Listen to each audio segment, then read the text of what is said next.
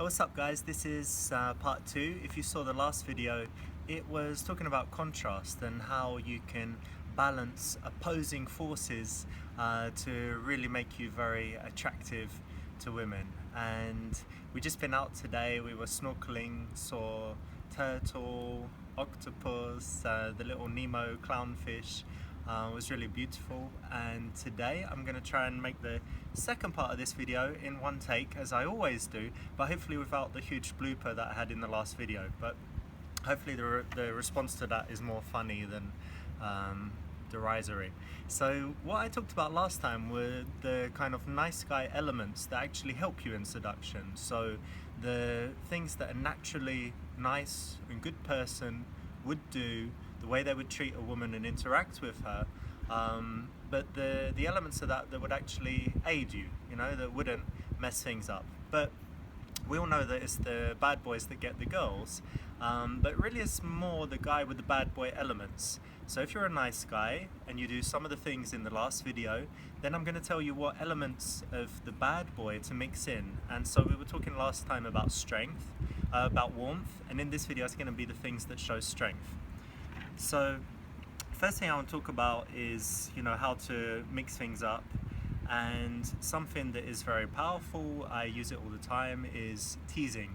So if you think about when you're just very nice and available to a woman, you're giving her a very even experience. It can be mildly pleasant, but in a lot of cases it's quite boring. So mixing in some teasing is fantastic. I've got a video that is on here that's like 40 minutes long on YouTube that goes into it in detail, so I recommend you watch it. Something that I think is always important for a man is to have high status.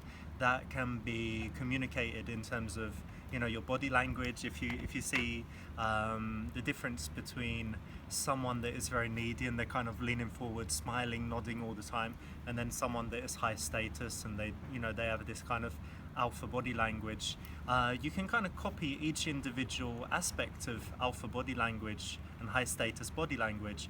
But a better way to think about it is, if you're with a girl or you're on a date, to try and snap yourself into the mode of a boss during an interview. So kind of, did she just say that, and I wonder, does that mean she's a good person? Let me find out this about her. And you're going to do a lot of things like that, and you might notice that she starts then getting into the mode of proving and working. But in general, I think it's hard for a woman to be attracted to a man that's lower status than them. I would say that it's almost universal. So by working on your status, you're going to do well. There was a book that first introduced it to me. I think it was called Impro by Keith Johnstone, and he describes status really well. You can buy the book, or you can probably just Google and find the part on status by putting in Keith Johnstone Impro status, and you should be able to find it.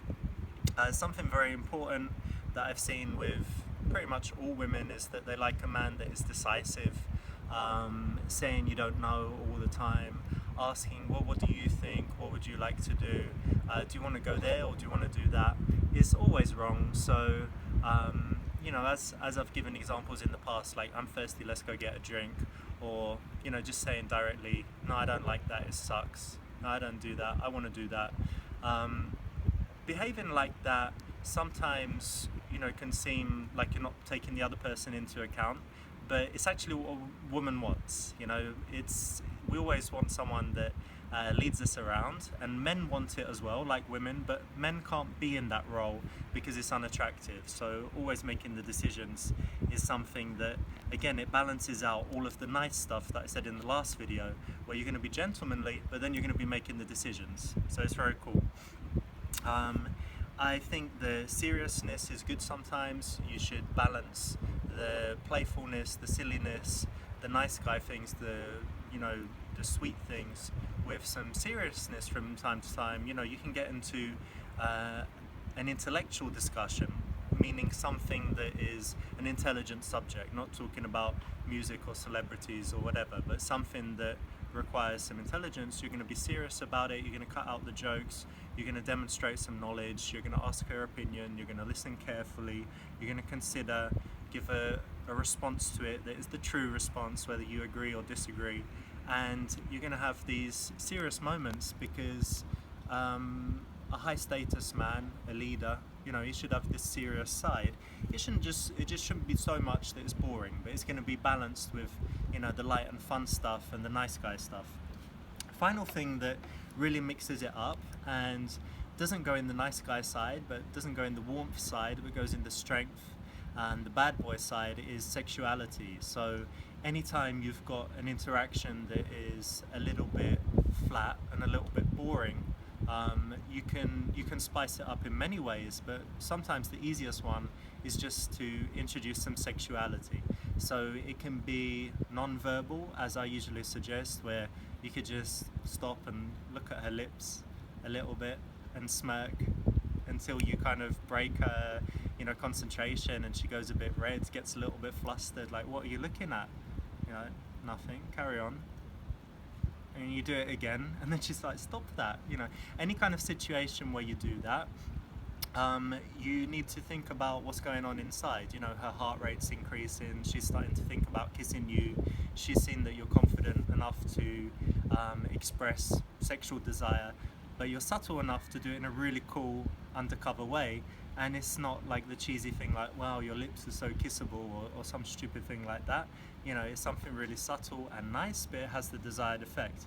Likewise, you can do it verbally, but I prefer a more tongue-in-cheek approach. So, you know, you could say, what's something you like to do? And she says, I like ice skating. Completely non-sexual. And you're like, I bet you do. Like that. And she's like, what? Like, yeah, I know. I thought you're that kind of girl. And it's like non-sexual, but it's sexual because of the way you're saying it, the words you're using, but it's not overt, but again, plants the seed, puts the thought in her mind, and it goes with the kind of bad boy elements, the things that get her pulse racing. You know, of course, there's all the physical stuff as well, touching her in different ways. That I've covered in so many other videos on Kino and Touch. So think about it, think about your natural characteristics, and then think about the opposite to that. So if you're too serious, you've got to inject some stupid stuff, you know, very playful, silly things that would make children laugh, you know, very good on dates with girls. If you're making too many jokes, try and just practice being serious, doing the listening phase, and see the effect you get, because it will probably be very good. So think about all of the aspects of your character and think about the opposite, and then how you can balance and deploy them both when you're out there meeting women, because like I said in the last video, all of the great guys that I've seen are able to balance it. Very playful, super sexual, very gentlemanly, very manly, decisive alpha, you know? So you have these contrasting forces, and when you use them both, you're going to be very good. So that's it, guys. This is the third video in a recent series.